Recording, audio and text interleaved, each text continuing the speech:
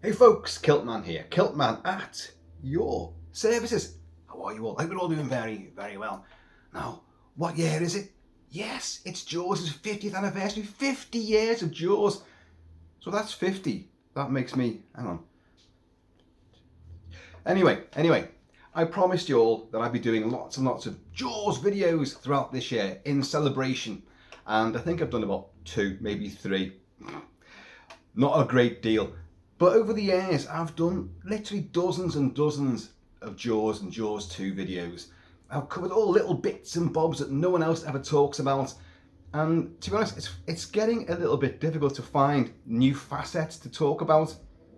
But we shall persevere. At the very least, we get to talk about it, don't we? And play this music. Of course, who needs any excuse anyway? But here we go. So, no whistles, no whistles! You know the scene. 4th of July, and those beaches will be open. They've got the shark spotters, they've got Hoopers out there on his luxury yacht. You've got guys with guns, you've got nets, you've got all sorts going on. Lifeguards, walkie-talkies, they're watching the beach. They're watching for Bruce the shark. And of course, they will encounter Bruce the shark a bit later on. First of all, Jesus Christ, fin, shark, 350! There's a fin cutting through the water, and everyone begins to panic, obviously. Radio walkie-talkies are going, and you've got the lifeguard that goes immediately on his tower, stands up. I say his tower. Do you know what? In all the decades of watching Jaws, I'm not sure if that's male or female, that lifeguard. Long hair, tied back. That kind of... There's no such query over me though, is there? Let's be honest. Gets up immediately and starts blowing the whistle repeatedly. And but you can't. It's got long hair, and I can't really tell what it is. The face is completely obscured. But Brody, quick on the sand, legging, no whistles, no whistles. Why does he shout no whistles, no whistles? Now, again, for as long as the film's been out, there's been controversy. Yes, I say controversy, not controversy. Hate that. There's been controversy over why he says that. Now, there are 2 schools of thought, and you know what I'm going to say here, and both really are bullshit. Right, you've seen early on, before Hooper gets involved in things, Brody, is going through books on sharks, some of which I've actually got. I've done a video showing all the books on sharks that I've got, because way back in my teens, I was buying every single book on this big fish, you can imagine, and I've got a lot more since. And I love them. And you do see, as he's flicking through all these and he's seeing all the wounds of victims and all that, like, he's going, reacting really badly. I mean, he's seen Chrissy Watkins, what's left of Chrissy Watkins. But you see a picture of the shark and sort of like little Morse code, so picking up vibrations and how it hears sound. And he flicks over through that. So for a long time, people said, oh, he's saying no whistles because it's going to attract the shark. Well, little factoid for you. Although some people say that sharks can hear whistles. What's a whistle do? How does it blow? You know how it blows, obviously. You just put your lips together and blow. High frequency. Sometimes it's such high frequency that we can't hear it, but dogs can. Sharks can't hear high frequencies. They only hear low frequency. And also, sound above the water hits a barrier with the surface of the water. You can hear things underneath the water which are topside, but it's muffled. The shark does not react to that kind of sound at all. Some people say, oh, whistles do attract sharks. And others say, no, whistles don't attract sharks at all. It's neither. They can't hear a whistle. They can't. You don't whistle to it. Oh, come back here, boy, come back. I can't do that.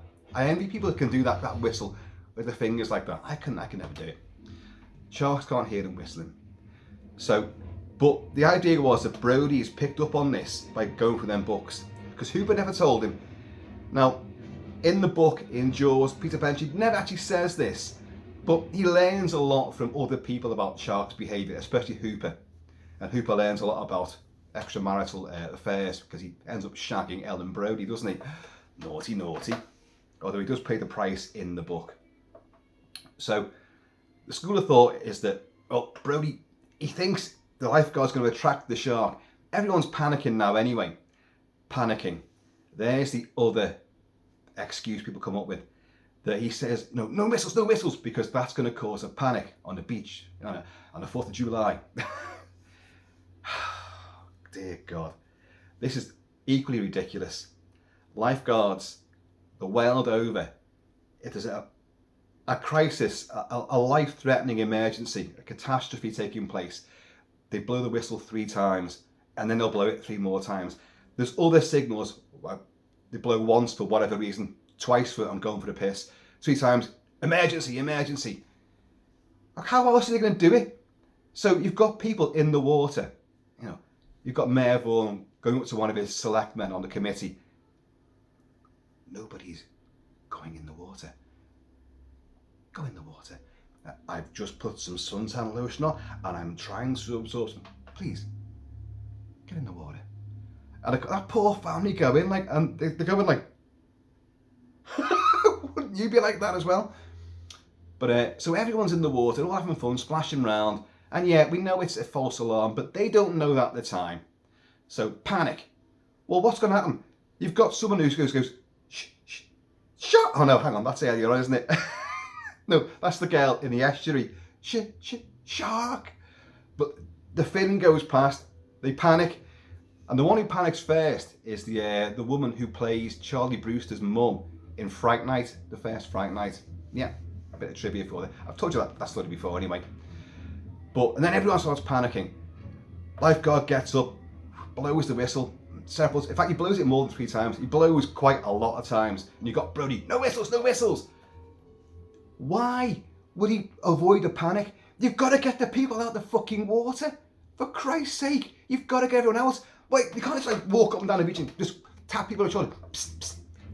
Tell them to come back in. There's a shark out there. Everybody, please, don't panic. Just come back in. You've got to alert everybody out there. It isn't just like a swimming pool. And by the way, lifeguards at swimming pools, it's the same code. They'll blow a whistle there as well. If you've been in swimming pools, a bit of heavy petting taking place, you've been whistled at. And I don't mean wolf whistled. You've been told off. I know all about that. That was a sea shark. A sea wolf, I was going to say that. A sea wolf. So, panic. Not a small part of the beach. You've got hundreds of people there. You've got to alert them and get them back in straight away. You can't just shout. You've got people with megaphones. Other lifeguards are using megaphones. Get out of the water now. And all this kind of crap. And people blowing whistles. You've got to alert everybody. So the people that are out there, and I know because I've seen people saying this sort of shit like, well, everybody knows just to avoid a panic. You've got to get them out the fucking water. How many times am I going to tell you? You can't just do it politely. You're going to have to get them out the water. So you've got to alert them. Shout, wave your arms. Or Jaws 2, you know, it's Smith & Wesson Model 15. Oh my God. Shut off my mouth. Shut off my gun. Yeah. And he's firing on the beach as well. And there's one person in the water just gets out the line of sight as he's shooting at a school of bluefish. Chief, just bluefish. So however you're going to do it, you've got to alert everybody in the water to get out ASAP via megaphones, guns, shouting, whistles. It's going to happen. So I'm afraid both theories are absolutely blown out the water. However, Brody could actually be thinking to avert a panic. He's had Mayor Vaughan chewing his ear off about this already, you know. You yell barracuda, everyone just goes, huh? What? You yell shark, you've got a panic on your hands on the 4th of July. So he knows, panic. So he could, in theory, be saying no whistles because he wants to avoid a panic, which he knows will happen. But that would just show absolute naivety. He's an amateur police chief. He knows about life and death scenarios. He's not an expert on the water, as we will find out. He's not an expert fisherman on an island full of fishermen, you know, and surfers and swimmers and all that. He can't do any of that shit. But he's a lawman and he knows emergencies and how to react to them when the mayor isn't like, you know, spanking his ass. So he will know, look, these people have got to get out of here. But he might be thinking, yeah, whistles do cause panic. I'm pandering now to the people that claim this to be the case, because it doesn't make any sense any other way. Why would he shout that? We haven't been told that he's read that in the book, in his shark books. We haven't been told that. And if he did read that, it's bullshit, because sharks can't hear whistles. Da-da-da-dun, da-da-da-dun-dun. So that theory's out completely. It's wrong. It's bogus. And who wrote it? Peter Benchley, who knows sharks inside out. And Peter Benchley himself is on that beach playing the newscaster. He's on that, a cloud in the shape of a killer shark. He's there. Technical advisor as well in many cases. Ron and Valerie Taylor filmed all the sharks, off the coast of Australia. They know stuff. These people have told Steven Spielberg, Carl Gottlieb, and everyone involved in it how sharks react, even big rubber sharks. So that theory just doesn't hold water. So you've got to fall back on whistles are going to cause panic, but you want people out the water. He's a police chief. He knows it's an emergency. He's the one who's been, banging on. Got to close the beaches. Got to get sharks spotted. We've got to get people with guns. You've got to kill this fucking shark. He's been telling the mayor and everybody, it's a shark out there. It's the victims. Look, it's an arm. It's Chrissy Watkins' arm. So it doesn't make any sense either way.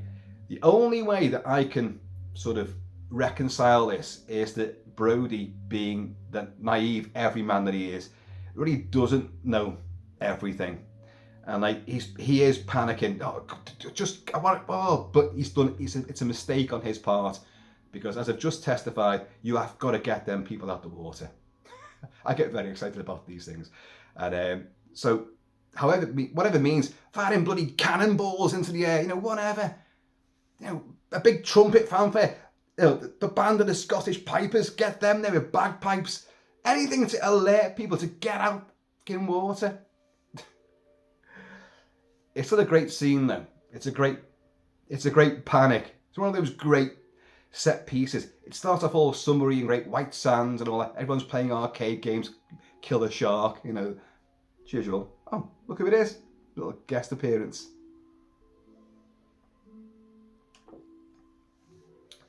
And Quint was on the Indianapolis, which went down. Of course, we've covered this. I've done the speech in the voice and in the costume as well. They wore Mae West's life preservers, life vests, and attached to those you have a whistle. Now, back in the early days of the Second World War, the whistles were metal. Now they changed that as the war went on, because if you're in cold water, then that metal whistle is going to freeze to your lips and just cause a bit of chafing and a bit of lip rippage. I mean, you're already in a bad way. You don't want to rip your lips off as well, do you? So they made out of plastic in the end. So the Indianapolis would probably, in reality, there'd probably be some metal ones and probably some plastic ones. But either way, they had whistles. They're attacked by sharks. The bloody whistles, because they're all ditched into the water. It's nighttime. There's people out there. There's oil slicks. You're trying to find people to cling together with. Be blowing whistles to try to alert you. I'm stuck over here, and in the darkness, you try and find them with the whistles. Now, the whistles did not attract the sharks. Blood in the water and the massive commotion attracted sharks, not the whistles. As we've already worked out, sharks can't hear whistles. They can't, So, but Quint does say later on, I'll never put on a life jacket again. But when the orca's going down, it is leaking severely. He does put his hand down in the cabin, and there's life preservers there. People have asked this question before. Well, if he's not going to wear one, why has he got him? And I've been through this before as well. He's a charter vessel. He takes people out shark fishing. So whether he's going to wear one or not, he needs them for the people who are going to be on board his boat. Has to be there. Legal regulations has to be there. So he's never going to wear one, but his passengers and his paying punters will have to have one. Now, attached to that life preserver will be a whistle. So I don't know, I really, scraped the bottom of the big yellow barrel to try and find something to talk about here. No whistles, no whistles. It is an excellent scene though, and the way the set piece develops, it's nice and pleasant and summery to begin with. Everyone's happy, bit nervous going in the water, but once everyone's in, they're having a great time, splashy, splashy, and then you get the fin coming round. The fin, yeah, the dorsal fin. Jesus Christ, fin, shark, revive zero, and the guy who shouts it reminds me of Art Garfunkel for some reason. Maybe the big mad curly hair, and everything's chaos, but everyone gets out the water okay. But of course, you've got the pond, the estuary. Ponds for old ladies. I know, but just do it for the old man, will you? So Mike's gone out there, his son, his eldest son. Sean's playing on the beach there. And you get Teddy Grossman, stuntman and actor, who comes up in a little rowboat. Hey, you guys okay over there? Tie it off, will you? Hurry up, tie it off. And you've got the woman who's been painting, sharks in the estuary, sharks in the pond. What now? Mike's in the pond, and the way it builds up. Let's get on to this. In fact, we are. This is the montage for 4th of July right now. It's all pleasant. John Williams' score. Ebullience at this stage.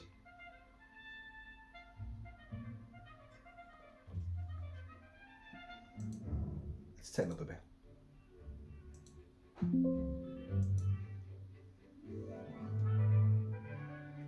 Anyway, that's all happy days.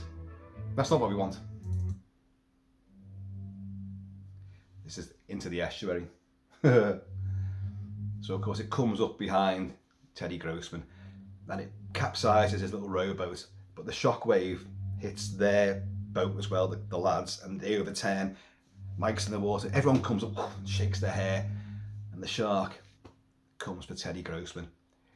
Terrible high-pitched, oh, you hear that terrible high-pitched screaming and hollering. Ocean turns red, he'll come in and he rip it to pieces. So you get that. And you do see the size of Bruce in that sequence as well. Coming on its side like that, as Teddy's trying to get on top of his upturned boat, and then he gets dragged down. Oh, and then you see that leg. Here's everyone running. Somebody got a gun. Anyone got a gun? Shoot it. Why doesn't somebody shoot it? Somebody must have a gun. And you got Brody there, who's got a fucking gun, Oh, this is it. Oh, it is horrible. And of course, we all know about the original sequence where Teddy, the actor, stuntman, is sitting on a little chair inside the mouth of the shark, which is then propelled through the water. And he grabs hold of Mike, the young Mike Brody, and shrugs him off like that. But during the entire sequence, which you've seen, the deleted scene is there, unlike the full Alex Kitten death scene, which I've done videos on, of course. But he's gurgling blood, and as the shark goes underwater and he's getting dragged, it's one of the grimmest sights ever. It truly is a shocker. And so it shows that Jaws would have been exceptionally more nasty without a bit of judicious editing to change things a little bit around. But the impact is still there. But in the finished film, the shark just glides past Mike, who's treading water like that. Off it goes. But in the original version, Teddy Grossman grabs hold of Mike. Some people said it's because because people, when they're dying, especially in the water, when people panic when they're drowning, they will grab onto a rescuer and fight with them because they're panicking. There's that word again. And they'll drag would-be rescuers down with them. It happens. So you have to, sometimes if you're rescuing someone, you may have to use a lot of force to subdue them, to save their bloody life.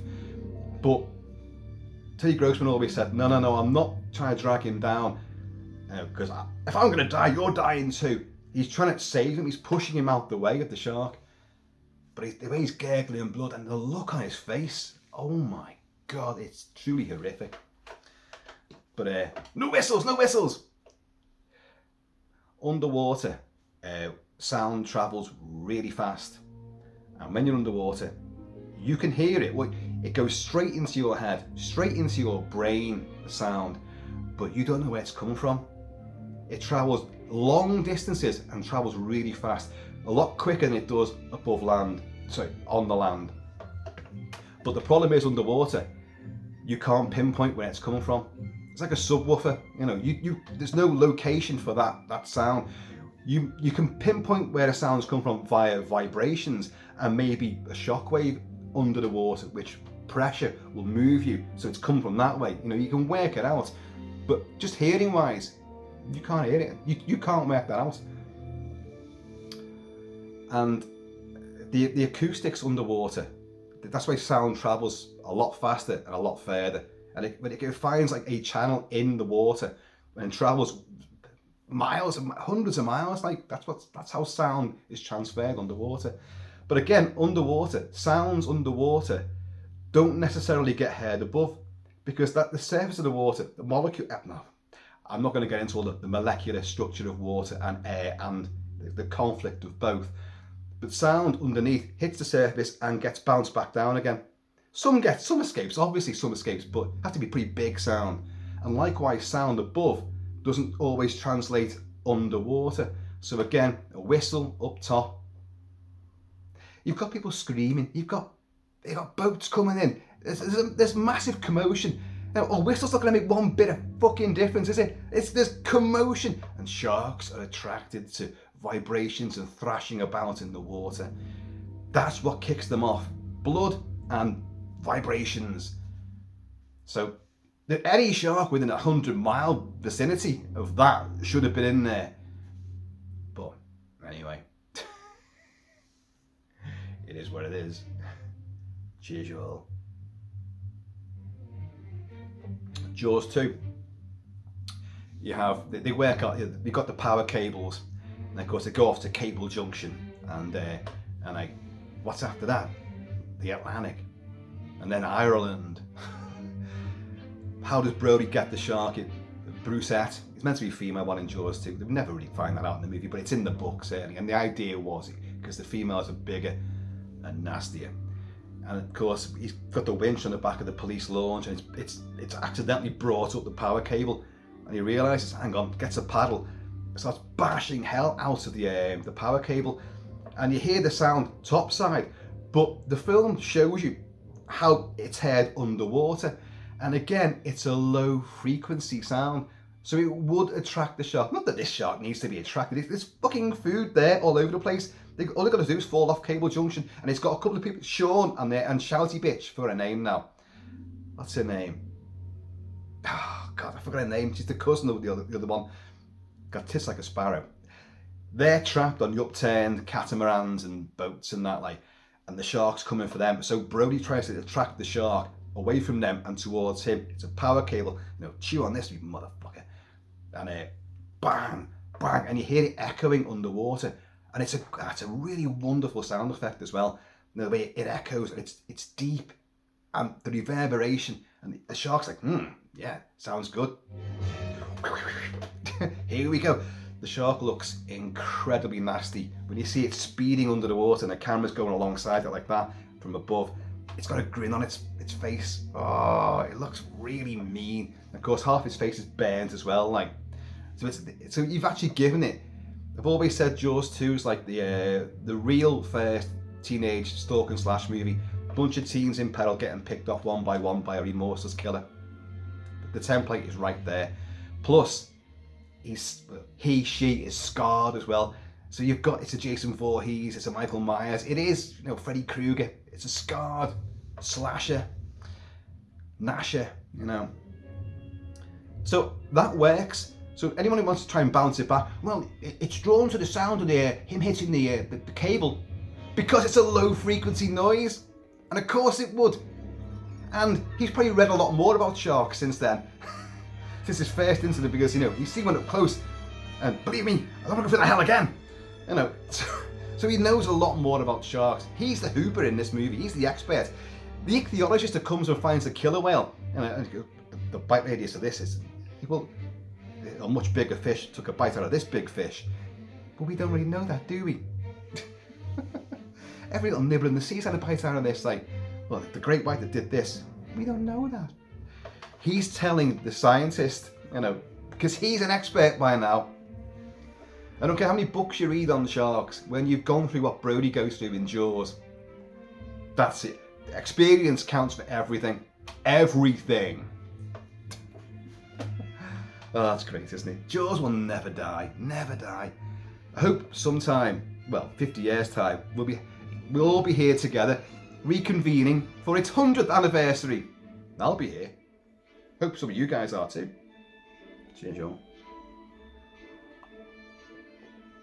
I mean, I say I'll be here, but I intend to start doing like saga cruises now to Antarctica and all around Norway and the fjords and all that, and Australia as well. But if that goes down, I'm like Quint. I never put a life jacket again. I don't know why I gave him Stallone's mouth then. Oh yo, oh yo, Bruce. Don't push me. So, folks, anyway, a little bit of an Amity Jaws snippet of a video there. There will be more. There will be, because I'm sure we can find a lot more to talk about. I might start picking on individual characters, supporting characters, and like, let's just celebrate some of those guys and gals. Everything that's funny, everything that's funny at all, apart from the obvious people. Oh, one thing. Wednesday the cat, our new cat, the new fairy feline member of the Kilted mansion. She's took a liking to my Jaws figures, which were sitting on the bar in the front room. So we hear a little thud every now and again, and it's not this. There he is, Scuba Hooper. It's the Amity Arrival Hooper, and of course you've got a couple of different heads, and I've got him and Quint sitting together on a mock-up of the orca. He's crunching the air, the little plastic cup, and Quint's crunching the beer tin and all that. And they're sitting there, but the extra head for Hooper was always sitting on the bulwark of my mock-up orca, and the cat has a fascination for that spare head. So she goes and finds it, knocks it on the floor, and chases it all around with her paws all over the bloody place, knocking every other figure down in the process, obviously. But then we had to go and rescue this head all the time. And then my daughter spotted something. Because I dug out, I've got several versions of Jaws. There's the original UK version. I've done videos on the book itself, and the publications of it, and the history of it, and the poster, of course. And what you notice, we thought, has it got like an introduction or a dedication in it at all? I went, don't know. It has.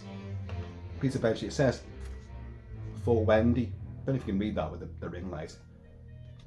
For Wendy. What's significant about that, KILT-MAN?